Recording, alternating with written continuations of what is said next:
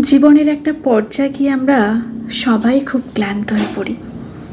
এই ক্লান্তি শরীরের নয়, এই ক্লান্তি মানুষকে খুশি করতে করতে মনের ভিতরে জমে যাওয়া একরাশ দীর্ঘশ্বাসের। আমরা ভাবি হ্যাঁ বললে বুঝি ভালোবাসা পাওয়া যায়, হ্যাঁ বললে বুঝি মানুষগুলো ছেড়ে যায় না। কিন্তু সত্যিটা হলো, আপনি যখন আপনার ব্যক্তিত্ব আর আত্মসম্মানকে ধুলোয় মিশিয়ে অন্যের ইচ্ছার পুতুল হন, তখন তারা আপনাকে ভালোবাসে না, বরং আপনার ওপর তাদের অধিকার খাটানোকে ভালোবাসে। আপনার চারপাশের ভিড়টা কি আসলেও আপনার? এটা বুঝতে চাইলে খুব বেশি কিছু করতে হবে না, শুধু একবার বুক ভরে শ্বাস নিয়ে স্পষ্ট করে না বলে দেখুন। সেই মুহূর্তে আপনি জীবনের সবচেয়ে বড় সত্যগুলোর মুখোমুখি হবেন।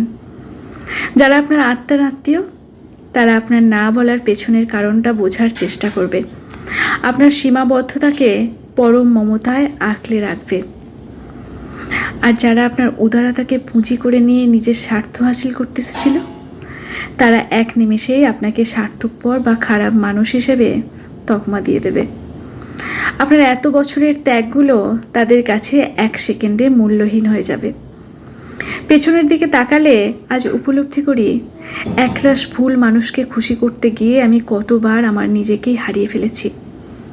এখন আমি আর অন্যের চোখে নিজের আনন্দ খুঁজি না, আমি আনন্দ খুঁজি নিজের একান্ত সময়গুলোতে, নিজের পছন্দের প্রতিটি ছোট্ট ছোট্ট কাজে। একা থাকা মানে নিঃসঙ্গতা নয়, একা থাকা মানে হলো এমন একজনের সঙ্গে থাকা যাকে আমি সবচেয়ে বেশি চিনি, সেটি হলো আমি। এখন শুধু আমাকে নিয়ে থাকি, নিজেকে কিভাবে আরেকটু উপরে উঠানো যায়, কিভাবে সুস্থ রাখা যায়, সেই ভাবনায় মগ্ন থাকি। অন্যের মাঝে চমক খুঁজে পাওয়ার চেয়ে নিজের মাঝে শান্তি খুঁজে পাওয়া অনেক বেশি তৃপ্তির।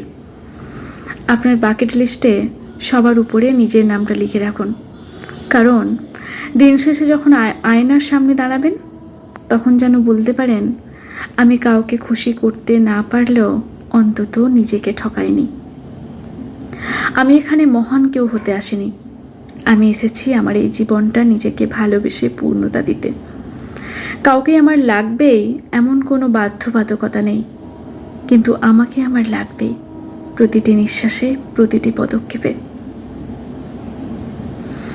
ভালো লাগলে লাইক, কমেন্ট, শেয়ার করে পাশে থাকবেন। আর শ্রাবণীর কথা ও কবিতা আপনাদের কেমন লাগে কমেন্ট করে জানাবেন। ধন্যবাদ।